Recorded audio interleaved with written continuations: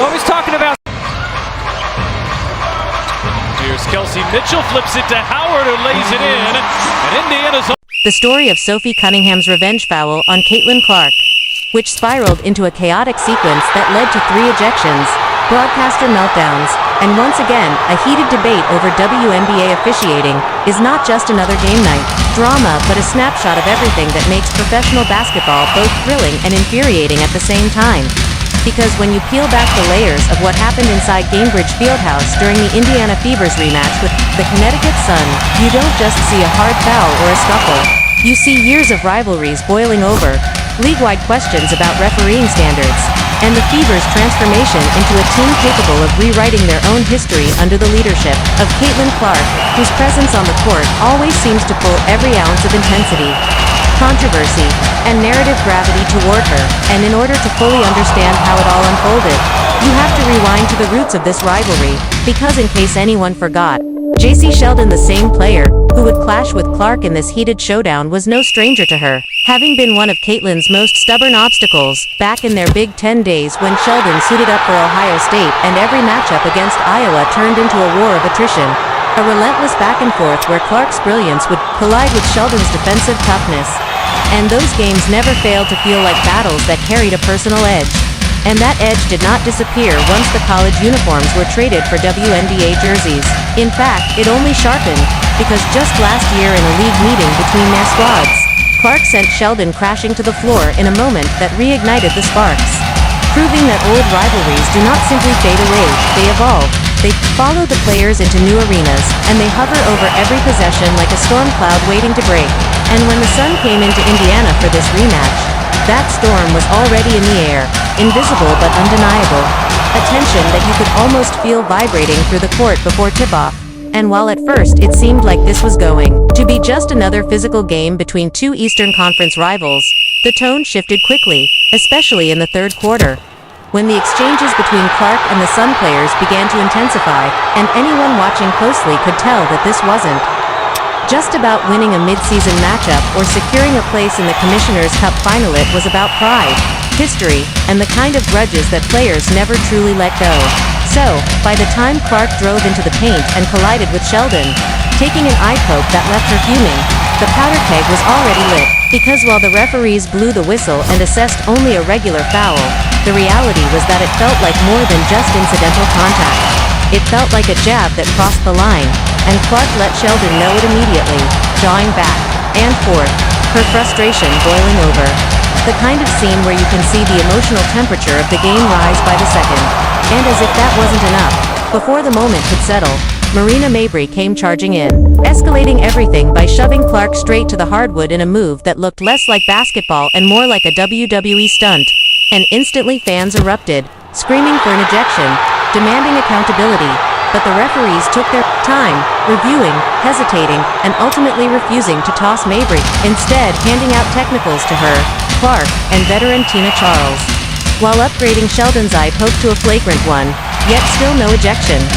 And that inconsistency sent everyone from the crowd to the broadcast booth into disbelief, because the logic simply didn't line up, and broadcasters, already weary of how the game had been managed, made their feelings clear, openly criticizing the officiating, repeating sentiments like if they had taken care of business earlier, we wouldn't be in this situation, and voicing their exhaustion with the officials in a way rarely heard on air.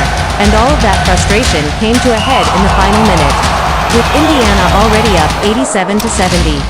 A comfortable margin that should have allowed the game to coast to a quiet finish, but instead, as Sheldon went in for a routine layup, Sophie Cunningham delivered a foul that will be talked about for months to come. A play with no intent to stop the ball, no chance of being justified as simply physical defense, but rather, an outright grab and throw that sent Sheldon to the floor with force, and the building exploded into chaos. Because immediately, Fever guard, Lindsay Allen stepped in, trying to defuse what could have turned into a bench-clearing brawl. But Sheldon was not about to let it go, springing back to her feet and charging, straight toward Cunningham, igniting a chain reaction as players and benches stirred.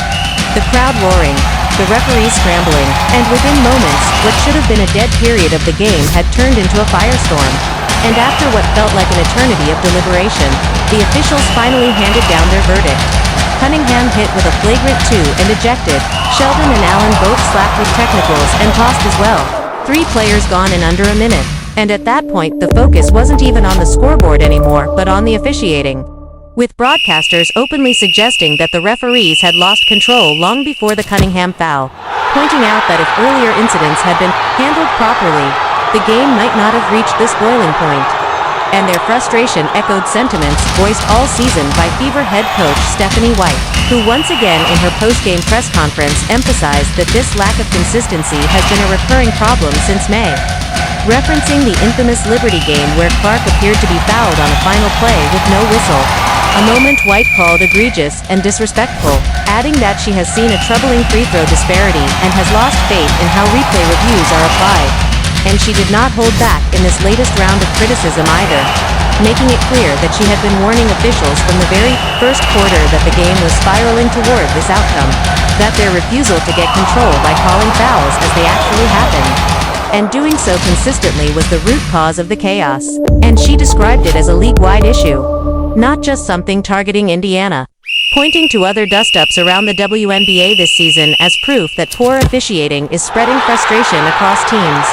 But even amid the controversy and chaos, the Fever found a way to emerge victorious, securing an 88-71 win that not only exacted a form of revenge against a physically imposing Connecticut squad, but also cemented their place in franchise history by clinching their first ever berth in the Commissioner's Cup Final, a milestone that feels like the official turning point of the Clark era in Indiana. Because while Clark's box score numbers of 20 points and 6 assists were impressive, what they represented was even bigger, proof that her presence elevates her team into uncharted territory, pushing them from the depths of a struggling franchise into a contender capable of toppling one of the league's most consistent powerhouses. And now with the Minnesota Lynx also securing their ticket by shutting down A'ja Wilson and the Las Vegas Aces in commanding fashion, the stage is set for an East vs. West showdown on July 1st that promises to deliver fireworks, with the reigning champions ready to defend their crown and the Fever ready to seize it. And adding to the stakes is the lucrative prize pool, bolstered this year by sponsor Coinbase, which added an extra $120,000 in crypto to the existing $500,000 purse, making the final not just about pride and history but also about tangible rewards. A detail that underscores how much this moment means to Indiana, because for Clark, it's another step in the ongoing narrative of her reshaping whatever team she joins, turning potential into results. And for the Fever, it's a validation of everything they've endured. From years of irrelevance to the chaos of officiating controversies to now standing on the brink of a championship opportunity. And as the final buzzer sounded in this fiery matchup against Connecticut, even with the crowd still buzzing over the mayhem of the ejections, the focus shifted toward the future, toward July 1st, when Indiana will take the court in the Commissioner's Cup Final for the very first time, a moment that fans, players, and Clark herself know is about more than just one trophy. It's about proving that the Fever are back, that Caitlin Clark has changed everything, and that even in a league still battling inconsistency in its officiating, the game itself, passion, the rivalries, the fire is strong enough to carry the story forward. And as White herself said while trying to redirect the post-game questions away from officiating and toward basketball, "We're going to the Commissioner's Cup Championship. Exciting, you all want to talk about that. Let's talk about that, because in the end, amid the chaos, that's the headline that matters. Indiana, led by Clark, is championship bound, and the league is watching, and the league is watching." She's got 12 boards, 13 is her season high. She's done it twice. Lexi Hall got it! When the final buzzer echoed through Gainbridge Fieldhouse and the Indiana Fever walked away with not just a win but a defining statement that carried them into the Commissioner's Cup Championship for the first time in franchise history.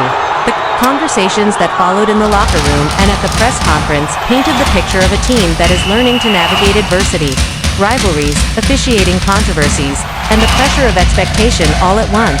And in those moments, you could sense the growth of a group that had been tested and pushed, but refused to bend, with Natasha Howard speaking candidly about how proud she was of the way the Fever closed out against the Connecticut Sun, pointing out that even when the lead had been cut down to 10 points in the fourth quarter, a dangerous margin where a less mature team might have panicked, they instead dug deep, regrouped, and extended it back out until the game was comfortably theirs, which was proof that they were beginning to turn a corner in terms of execution and mental toughness. and Howard, who had struggled statistically in a previous outing, responded with 16 points and 12 rebounds in this one, laughing off the idea that it was a bounce back as though to say her mindset never wavered, while also giving credit to her teammates for instilling her with confidence. The kind of mutual trust that is built only in the fire of competition. And then Caitlin Clark, whose 20 points, 6 assists, an endless competitive fire had been the engine of the win, shared the inside story of the locker room after clinching the cup berth. Admitting that of course they celebrated because how could they not, when the stakes included a chance to play for a trophy and a share of a $500,000 plus prize pool sweetened by $120,000 in crypto.